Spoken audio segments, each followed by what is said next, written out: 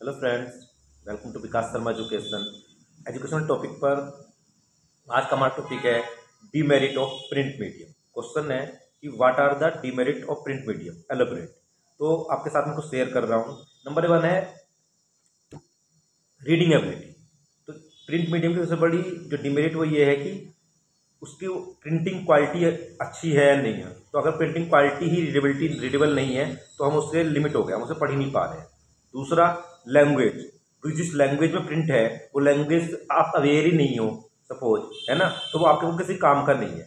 तो reading ability ये अपने आप में एक बहुत बड़ी डिमेरिट होती है, एक तरह से आपको हिंड्रेंस कर रहे हैं नॉलेज को गेन करने के लिए। तो पहला वो पॉइंट हुआ रीडिंग एबिलिटी। तो उसमें दो पॉइंट मैंने रखे। एक तो वो टेक्स्ट है जो आप पढ़ नहीं पा रहे हो, वो लैंग्वेज भले ही आप जानते हो पर उसकी फॉन्ट, उसका स्टाइल, उसका प्रिंटिंग बहुत वीक है जो आपको नहीं दिखाई दे रहा है। दूसरा कि उसका सब कुछ अच्छा है, वो दिखाई तो दे रहा है पर वो लैंग्वेज आप नहीं समझ पा रहे हो, तभी आप उसे नहीं पढ़ पाओ। सेकंड डिमेरिट की बात करते हैं तो इंटेलिजेंसी लेवल। तो अब रीडिंग को जिसने लिखा है वो एक पर्टिकुलर टाइप ऑफ, जैसे एग्जाम्पल शेयर करता हूँ। मैं पीएचडी के एंट्रेंस टेस्ट में गया था, होमी भाभा जहांगीर एचपी में, TIFR में। तो वहाँ पे जो टेक्स्ट आए थे तो उनका एक क्वेश्चन होता है कॉम्प्रीहेंशन का। तो कॉम्प्रीहेंशन में पैराग्राफ में से कुछ क्वेश्चन के आंसर देने होते हैं, और वो जो टेक्स्ट थे वो टेक्स्ट किसी रिसर्च के थे।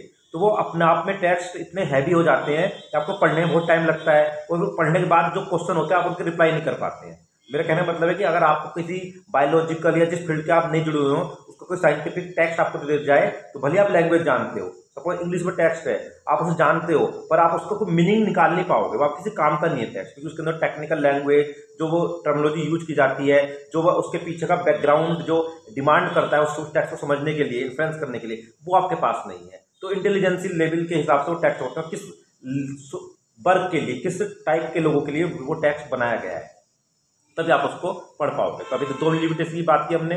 रीडिंग एक तो रीडिंग एबिलिटी एक लिमिटेशन है, हम बात कर रहे हैं डीमेरिट ऑफ प्रिंट मीडियम। दूसरा मैंने बात की इंटेलिजेंसी लेवल की। नेक्स्ट पे चलते हैं टाइम कंज्यूमिंग।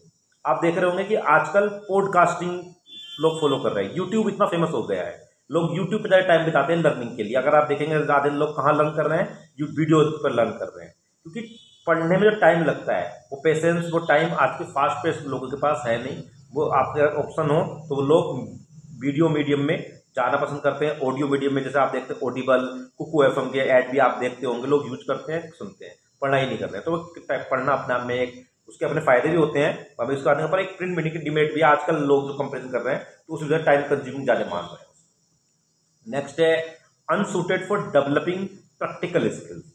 कुछ स्किल्स ऐसी होती हैं कि आप पढ़ के उन्हें अचीव नहीं कर सकते। आपको स्विमिंग सीखनी है, आप कितनी अच्छी किताब पढ़ लो, जब तक तैयारोगे नहीं आप अच्छे स्विमर बन नहीं पाओगे। अब क्रिकेट खेलना है, आप कितने अच्छे दे पढ़ लो, कितने उसमें सचिन के द्वारा लिखी किताब पढ़ लो, और खेलोगे नहीं, आएगा ही। ऐसी टेक्नोलॉजी है, टेक्नोलॉजी के बारे में कितनी बात कर लें तो यूज नहीं करेंगे टेक्नोलॉजी को। जैसे मैं यहाँ पे टेक्नोलॉजी का कोर्स भी कर रहा हूँ, एक वीडियो बना के ट्राई भी कर रहा हूँ कि अच्छे से ऑनलाइन कोर्स भी बना पाऊंगा एजुकेशन टेक्नोलॉजी पर, यूज करते करते शायद बेहतर सीख पाऊंगा, ऐसे मेरा मानना है। तो टेक्नोलॉजी को जब तक रीडिंग की भी बात कर रहे हैं तो केवल पढ़ के नहीं आने वाली है, तो ये रीडिंग की एक डीमेरिट है। वो प्रैक्टिकल स्किल्स इस तरह की बहुत सारी हैं, जैसे मैंने एग्जाम्पल दिया आपको, स्विमिंग, कोई प्लेइंग करना है, टेक्नोलॉजी का यूज करना है, करके आने वाली है। नेक्स्ट है not suitable to the needs of diverse learner. जैसे हम सबका ये मानना होता है जब लर्निंग में काम करते हैं कि एवरी वन इज यूनिक। जब यूनिक है तो हम सबकी क्या है, नीड अलग अलग है। पर प्रिंट मटेरियल जो लिखा जाता है वो किसी एक जनरल एवरेज लोग लर्नर्स के लिए रखा जाता है, तो वो अपने आप में चेंज नहीं हो रहा है। जबकि आजकल इस तरह के सॉफ्टवेयर आ चुके हैं जिसे बोलते हैं सेल्फ पेस अडेप्टिव लर्निंग, जो मेरे पेस पे ध्यान रखते हुए मुझे अभी मैं कंप्लेंट कर रहा हूँ उससे अगला चैलेंज देंगे। पर प्रिंटिंग मटेरियल में ऐसा पॉसिबल नहीं, वो एक बार प्रिंट हो चुका है और जिस अगला कभी कभी एडिशन आता है उस बुक में जो फेरबदल होते हैं वो दूसरी बात है। पर जनरली वो एक एवरेज लर्नर्स के रखा जाता है, वो हर एक को अलग, जैसे क्लास के अगर हम 5 फ्रेंड है तो 5 का लर्नर लेवल अलग अलग है, उनके लिए अलग अलग नहीं आ रहा है। पर यूट्यूब पे अगर वीडियो आप देखेंगे तो आप यहाँ पे सर्च कर सकते हैं, है ना, ऑडियो मटेरियल है, सेलेक्ट कर सकते हैं, वहाँ पे आपको चॉइसेस बढ़ जाएंगे।